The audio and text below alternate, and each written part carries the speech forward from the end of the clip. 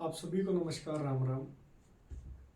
मैं अपने भतीजों को लेकर वैद्य जी के पास आया और इसमें मैं कई बार देखता था इसके हाथ पैर सुन्न हो जाते थे और स्कूल में से भी कई एक बार इसको लेके आए। इसके हाथ में दिक्कत हो गई थी, हाथ पैरों में दिक्कत हो गई थी और जुकाम रहना, सर्दी रहनी, चिड़चिड़ा सापन रहना। तो उसके बारे में हम टेस्ट करवाते। हम डॉक्टर के पास एक बार लेके गए तो कोई बोल देता बड़े बड़े टेस्ट है, एमआरआई, लेकिन किसी भी बड़े से बड़े और छोटे टेस्ट में कुछ भी नहीं आया। लेकिन आज हम नाड़ी के माध्यम से हमें इसके जो रोग जो हमें पता लगे, वैद्य जी के साथ हम डिस्कस करेंगे। कितनी उम्र है इनकी? है नहीं, 8 साल उम्र है इनकी। और समस्या कब से इनको? समस्या 1 साल 1 डेढ़ साल से मतलब है इनको समस्या जी, जैसे आज शुरू में जो स्टार्टिंग में मतलब आपने सब नाड़ी परीक्षण किया, तो एक जो आपने चर्चा करी कि इस तरह के बच्चे आपके पास वैसे पहले ही बहुत आए होंगे, तो मैं एक बार आपसे निवेदन करूंगा कि इस बीमारी पर थोड़ा प्रकाश डालिए कि बीमारी क्यों होती है, इसके क्या लक्षण होते हैं और क्या इसका समाधान होता है। देखिए, बहुत ही स्वाभाविक सी बात है कि छोटे बच्चों में कफ से संबंधित रोग जैसे नमूनिया वगैरह होने की संभावना लगभग बन जाती है और खांसी जुकाम होना तो एक स्वाभाविक सी बात है। इसमें गलती क्या करते हैं हम कि पहले की अगर आज से बहुत पहले की बात करूं मैं, जब किसी और तरह की पत्ती नहीं थी, केवल आयुर्वेद था, या पुराने जो आज से 60-70 वर्ष पहले पुराने वैद्यों की भी चर्चा हम सुनते हैं कि वो बच्चों को कभी दवाई देना प्रेफर करते ही नहीं थे। वो हमेशा यदि बच्चा माँ का दूध पी रहा है तो प्रयास ये करते थे कि माँ को दवाई दे करके बच्चे तक वो दवाई पहुंचे ताकि वो बच्चा ठीक हो जाए।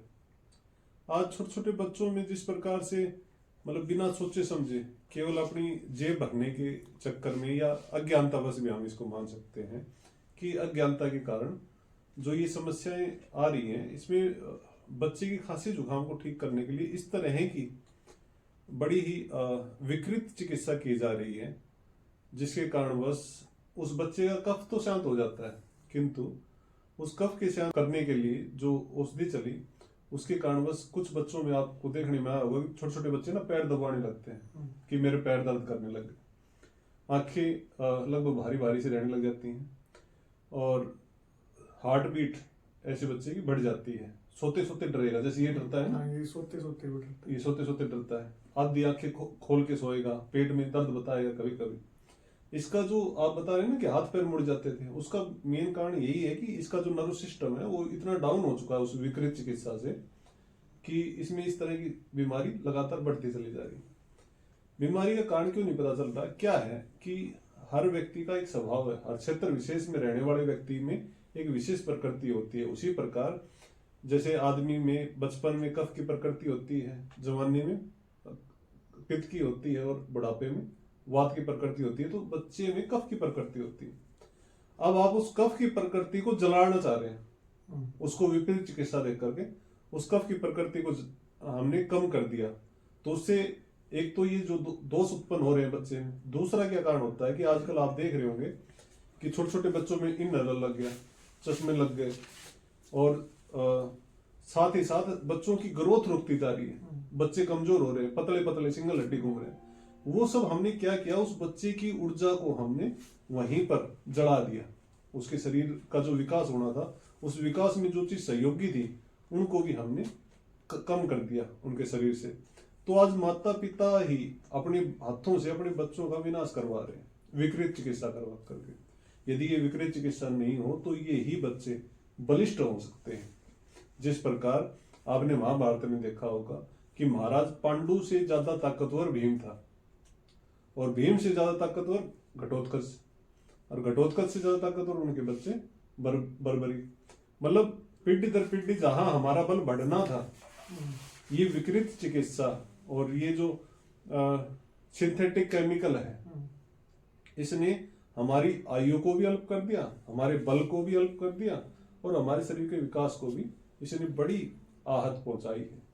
तो यदि आज भी माँ बाप नहीं संभले और आज भी अपने बच्चों की गलत तरीके से चिकित्सा करवा करके उनको अपने हाथों से ही मारने का यदि ये काम करते रहे, तो आज हम छोटे छोटे बच्चों में जिस प्रकार से शुगर, टीबी, कहीं व्हीट ग्रास एलर्जी या कैंसर या आगे भविष्य में जिस प्रकार की मतलब बांझपन जितनी तेजी से बढ़ रहा है उन सब में ये विकृत चिकित्सा कारण बन रही है। मान लीजिए जब ये यहाँ ना आता तो ये भविष्य में किस तरह के रोग इसको आने थे? अभी रोग शुरू हो चुके थे। जैसे ये रात को डरता, ये तो स्वाभाविक लगभग बच्चों में होने लग गया कि रात को सोते सोते डर जाएंगे। तो इसमें मिर्गी के दौरे शुरू हो सकते थे, जिस प्रकार इसके हाथ पैर मुड़ने लगे थे। मिर्गी के दौरे शुरू हो जाए आगे चल के, व्हीट ग्रास की एलर्जी या चश्मा लगना। पढ़ने में भी ये डल हो जाता है। पढ़ने में बच्चे में क्या होगा कि उसमें गुस्सा चिड़चिड़ापन बढ़ जाएगा, तो वो स्थायी नहीं रह पाएगा, स्थिर नहीं रह पाएगा। तो गुस्सा चिड़चिड़ापन वाला बच्चा घर छोड़ के जा सकता है, फांसी लगा सकता है, माता पिता को थप्पड़ भी लगा सकता है। जितना चिड़चिड़ापन, अब चिड़चिड़ापन पित्त की आवृत्ति आ गई तो ऐसे बच्चे में हार्मोन्स जल्दी बदलेंगे। तो जो हार्मोन्स उसके 15-16 साल की उम्र में बदलने थे आजकल बच्चों में, वो 12-13 साल की में 11 में देखने में मिल रहे हैं वो हार्मोन, क्योंकि पित्त की आवृत्ति हमने बचपन से उसमें जल्दी बढ़ा दी। तो एक बिल्डिंग जिसका पूर्णतः पहले ही नहीं बन पाई और बनने से पहले ही उसमें जिस प्रकार से बिगड़ाव आने शुरू हो गए, तो वो बिल्डिंग जल्दी खराब भी हो जाएगी। जैसे वैद्य जी जो आजकल नॉर्मल चिकित्सा होती है उसमें हमने इसके टेस्ट करवाए लेकिन बीमारी कुछ नहीं आई। तो सामान्य एक आम आदमी सोचता है कि जब बीमारी नहीं है, टेस्ट में कुछ नहीं आ रहा तो बच्चा ठीक होगा जी। और तो मतलब ऐसे में कैसे पता लगे बच्चे का कि ये, जैसे आज मैं भी बताऊं तो जब हम आ रहे थे मेरे को भी ये लगा कि ये तो ठीक ठाक है, इसका क्या करना है नाड़ी दिखा के। लेकिन जब नाड़ी दिखाई तो मतलब अलग से पता लगा कि इसमें कई सारी ऐसी चीजें हैं जो जन्म ले रही हैं, जो भविष्य में इसको परेशान करेंगी। तो ऐसे तो बहुत सारे बच्चों में ये परेशानियां हो सकती हैं। तो उनके आपके हिसाब से क्या लक्षण हो सकते हैं जो टेस्ट में ना आते हो किसी भी? तो जो ये सिम्टम्स हैं, ये सिम्टम्स में आपको एक सिम्टम्स दिख गया। अब जिस प्रकार ये स्कूल में गिरा तो ये बिना वजह तो नहीं गिरा होगा, कारण तो होगा रोग के पीछे। अब वो रोग किसी मशीन में पकड़ में नहीं आता, इसका मतलब ये तो नहीं कि हमारा बच्चा बाद में कर रहा है या वो बीमार नहीं है। मतलब आप यदि किसी दूसरे व्यक्ति के ऊपर आधारित होकर या किसी दूसरी चीज के ऊपर आधारित होकर के ये क्राइटेरिया सारे पूरे हैं तो हम समझते हैं, ऐसा नहीं है। ऐसी रिपोर्ट आपको बहुत सारी देखने में आएंगी कि बच्चे या बड़े रोजाना बेहोश हो रहे हैं और रिपोर्ट करवाओ तो नॉर्मल आ रही है, या रोजाना पेट में दर्द हो रहा है रिपोर्ट कराओ तो नॉर्मल आ रही है। रिपोर्ट आने का मतलब ये तो नहीं है कि बच्चा नॉर्मल है, वो अब नॉर्मल ही है।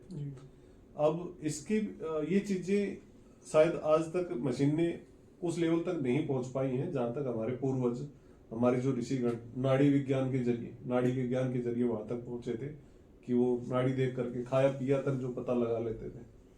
ये सब चीजें व्यक्ति के शरीर में किस तरीके से नाड़ी तंत्र के जरिए बीमारी पता लगाई जा सकती है, ये हमारे ऋषियों ने एक बड़ा काम किया है और इसको हमने नाड़ी में सीखा और इस पे काम कर रहे हैं। तो बच्चों में जो बीमारियां आ रही हैं उसमें जो इस बच्चे को आ रही थी उसके सिम्टम्स की यदि हम चर्चा करें तो इस बच्चे के पेट में दर्द होना, पेशाब करते समय डर जाना, आधी आंखें बंद करके सोना, सोते सोते डर जाना, या पैरों में शुरुआत में दर्द रहा होगा, शुरुआत में पैर दबाता होगा, अभी भी रात को पैर दबाने के लिए कहता है। ये जो है ना, हमने कफ को कम कर दिया और वायु को बढ़ा दिया। मतलब बचपन में बच्चे का बुढ़ापा शुरू कर दिया हमने। तो आप विचार कीजिए कि मतलब वो उसकी आयु क्या होगी यदि आपने अभी बुढ़ापा ले आए बच्चे के अंदर।